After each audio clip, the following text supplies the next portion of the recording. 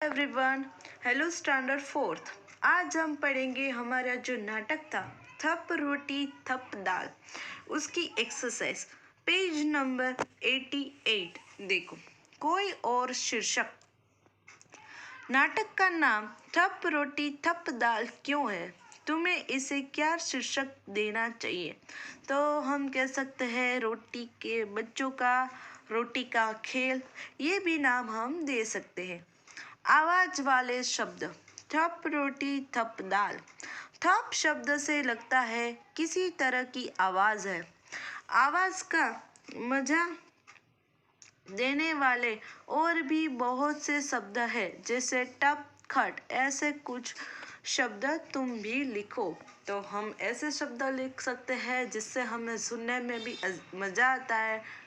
तो हम ऐसे शब्दों में ये भी लिख सकते हैं रिम झिम, झरमर, टप टप, टिप टिप, ये सारे। कौन कौन से खेल? इस नाटक में बच्चे रोटी बनाने का खेल खेलते हैं। तुम अपने साथियों के साथ कौन कौन से खेल खेलती हो, उनके नाम लिखो। तो यहाँ हमें जो ये खेल के नाम लिखने हैं जो आप अपने फ्रेंड्स के साथ खेलते हो। तो उसको हम लिखेंगे खो खो, कबड्डी, पकड़म पकड़ाई, लुक्का छुपी यानी कि हाइड एंड सीक, ये सारी गेम आप, क्रिकेट, ये आप खेलते हो।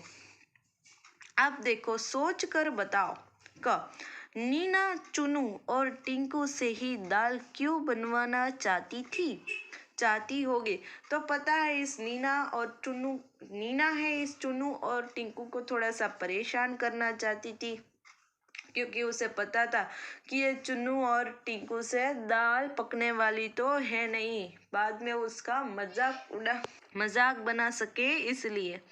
बच्चों ने खाने पीने की चीजें छीके में क्यों रखी? बच्चों ने खाने पीने की चीजें छीके में इसलिए रखी कि ताकि कोई बिल्ली वहां आ न जाए और खाना खा न जाए, और वह सुबह उठकर जो आधी रोटी बची थी वो फिर से खा सके। फिर है ग, चुनू ने दाल को पहले खट्टा फिर मीठा क्यों बताया? तो बता है चुनू है वो इस मुन्नी को परेशान करना चाहता था। ऐसे दाल खट्टा है कहकर वो परेशान करना चाहता था, इसलिए। देखो आगे, तुम्हारी बात। तुम्हारे घर में खाना कौन बनाता है? तुम खाना बनाने में क्या क्या मदद करते हो? नीचे दी गई तालिका में लिखो। तो आपको यहाँ लिखना है कि आपके घर में खाना कौन बनाता है, आप क्या मदद करते हैं, क्या आप कर सकते हो। तो हमारे घर में खाना मम्मी बनाती है, हमारी दीदी बनाती होगी, दादी बनाती है कई बार। तो हम यहाँ लिखेंगे कि हम उसकी मदद सब्जी काटने में कर सकते हैं। अब देखो, तुम क्या बनाती? इन बच्चों की जगह तुम होती तो खाने के लिए कौन सी 3 पकवान बनाती? उन्हें बनाने के लिए किन चीजों की जरूरत पड़ती? पता करो और सूची बनाओ। तो देखो, ये नाटक में यदि आप ये खेल खेलते हैं रोटी का खेल, तो उसने रोटी दाल फिर बड़ी बनाई थी। तो आप कौन सी 3 चीजें बनाते? तो हम गुलाब जामुन बनाते, पूरी बनाते, और उसके अलावा क्या बनाते हैं? बर्फी बनाते। तो गुलाब जामुन बनाने के लिए हमें कई सारा दूध चाहिए, शक्कर चाहिए।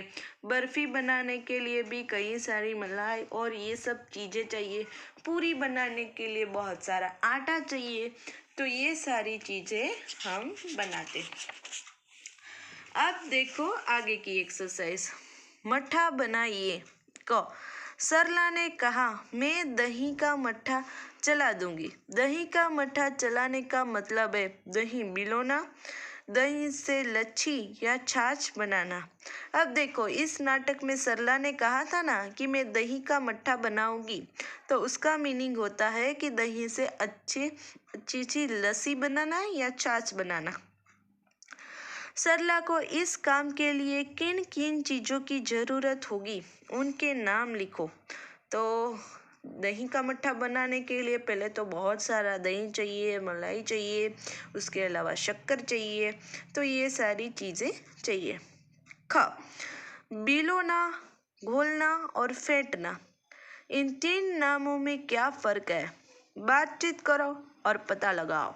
बिलोना, बिलोना यानी अच्छे से ऐसे देखना, फिर है घोलना तो अच्छे से गूंदना जैसे आटा करते, और फेंटना उसको देखना। कि नहीं, दो दो चीज़ों के नाम बताओ जिन्हें बिलोते, घोलते और फेंटते हैं। तो हम किन किन चीज़ों को बिलोते हैं? पहले दही को और छाछ को, घोलते हैं आटे को, फिर है फेंटते हैं, तो फिर फेंटते हैं तो हम दही को भी।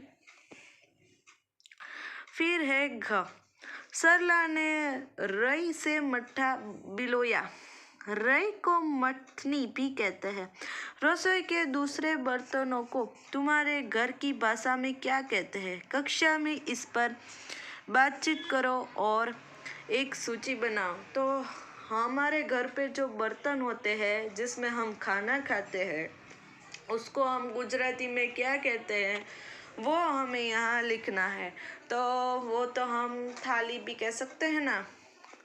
फिर आप जो बाउल होता है इसको कहते हो गुजराती में वाटका, जिसमें हम अक्सर सब्जी खाते हैं। अब देखो आगे, आओ तुकबंदी करें। ये जो नेक्स्ट एक्सरसाइज का नाम है उसका नाम है आओ तुकबंदी करें। नाटक में बच्चों ने अपनी बात को कई बार कविता की तरह कहा है। टिंकू ने पकाई बढ़िया, चुन्नू ने पकाई दाल, टिंकू ने बढ़िया जल गई, चुन्नू का बुरा हाल।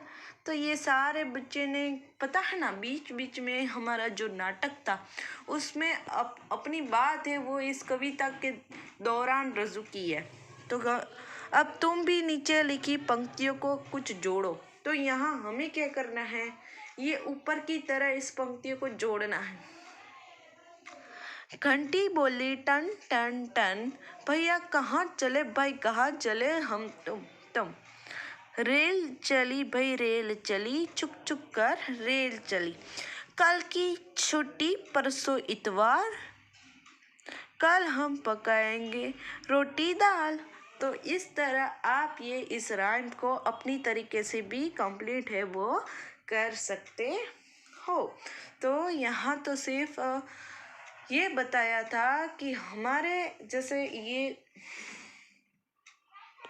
तो हमें यहाँ जैसे हमारे इस नाटक में बच्चे कई बार अपनी बात कविता की तरह प्रेजेंट करते थे, तो हमने भी ये छोटी सी राइम बनाई। तो देखो यहाँ हमारा ये चैप्टर नंबर कंप्लीट होता है, उसकी एक्सरसाइज भी कंप्लीट होती है। बहुत ही अच्छा ड्रामा था, एक थप रोटी थप दाल।